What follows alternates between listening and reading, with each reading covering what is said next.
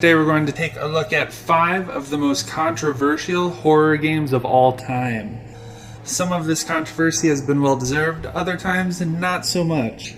First up, we have Aliens Colonial Marines, the latest video game, horror or otherwise, to stir up a shitstorm of monolithic proportions both before and after its release. Much of the controversy surrounding this game stems from its very troubled development. For starters, it just had too many cooks in the kitchen. 4 developers had a hand in creating it, including Gearbox Software, Demiurge Studios, Nerve Software, and Timegate. The game's overwhelmingly poor reception even led to the eventual closure of Timegate. The game was announced way back in 2006, 7 long years before its release. Between its unveiling in December 2006 and its release on February 2013, the game had seen multiple delays, and it was even cancelled entirely by Sega when an anonymous whistleblower revealed Gearbox had begun allocating resources to work on Borderlands. When the game eventually slogged onto retail shelves, it underwhelmed many and angered a few who realized the retail version looked noticeably worse than the demo footage that had been shown off months prior to its release.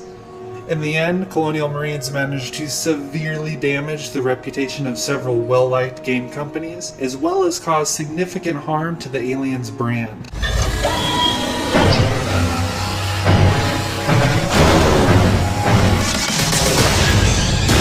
Next up, we have Infestation Survival Stories, formerly known as The War Z. This game was, and still is, a hot mess.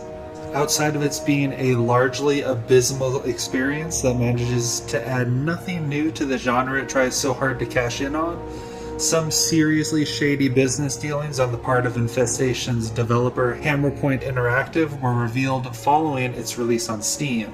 On its Steam page, the game was described as having player versus environment combat, 100 players strong servers, and private servers, none of which were actually available in the game when it released.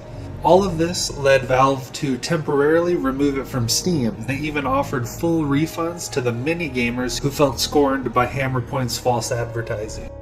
Number 3 is Manhunt II, a game that saw quite a bit of controversy because of its relentless gore and the surfacing of a misplaced connection between the first game and the Warren LeBlanc murder in 2004.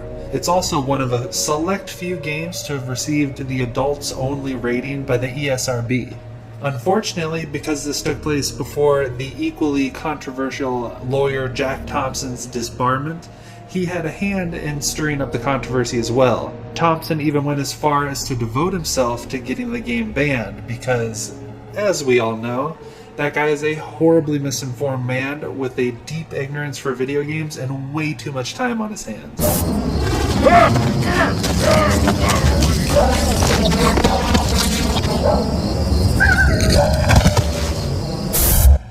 Oh, you want more? Shh, I'm getting to it. Next up is Resident Evil 5, a game that shed light on Capcom's latent racism. Okay, no, not really. I mean, yes, its initial reveal trailer had a white man killing an inordinate amount of African men and women who were made to look as alien and scary as possible, while still retaining some semblance of their former humanity, but that's not because Capcom is racist. Honestly, I think this was just a lot of poor judgment that stemmed from a company that's based in a country that's largely isolated, at least culturally, from the outside world. Thankfully, Capcom tried to fix things by sprinkling on a modest helping of white folks for all of us to shoot. You can all go to hell! People what? But now we are.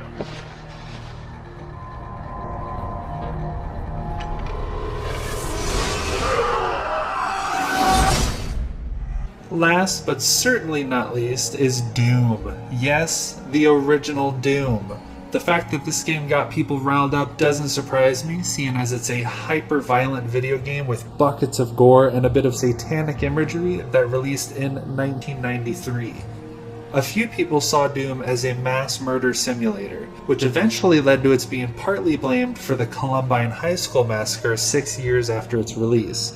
Since the world needed a scapegoat and the two murderers were known to be avid players of the game and referred to the act of killing their fellow students as like playing Doom, the Foundation was pre-established for anyone to blame the game for the horrific tragedy. We know now, thanks to a myriad studies that have been held since then, that there isn't a connection between violent video games and violent people. It just so happens that some people who are capable of extreme violence also happen to play video games. So that's the list. I hope you enjoyed it. If you feel I missed something, I highly recommend you set me straight in the comments below. Don't worry about going easy on me, I can take it.